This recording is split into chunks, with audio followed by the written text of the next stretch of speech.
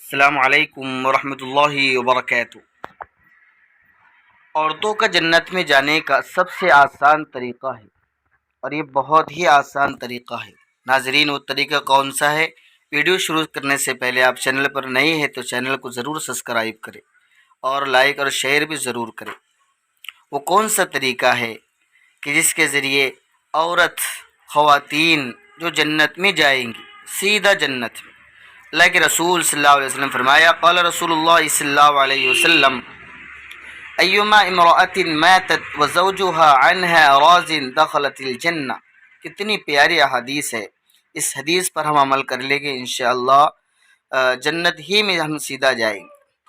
فرمایا، جس عورت کی موت اس حال میں آئے کہ اس کا شوہر اس سے خوش ہو، اس سے راضی ہو، وہ عورت سیدھا جنت میں جائیں گی۔ کتنی پیاری حدیث۔ اے دین و دنیا کی شہزادی، اے کسی مومن کی رفیقہ حیات، کیا کسی مسلمان عورت کے لیے اس کے علاوہ بھی کوئی اور آرزو ہو سکتی ہے؟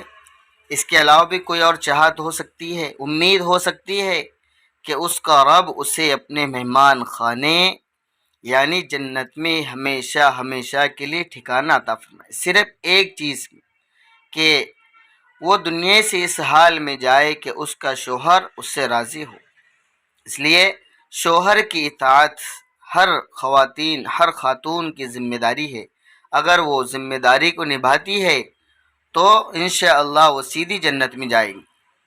بس یہی حقیقی کامیابی ہے، اور اسی کا آسمانوں اور زمینوں کے پیدا کرنے والے نے اپنی آخری کتاب میں بزبان نبوت یہ اعلان فرمایا، فمن زحزح عن النار وادخل الجنت فقد فاز۔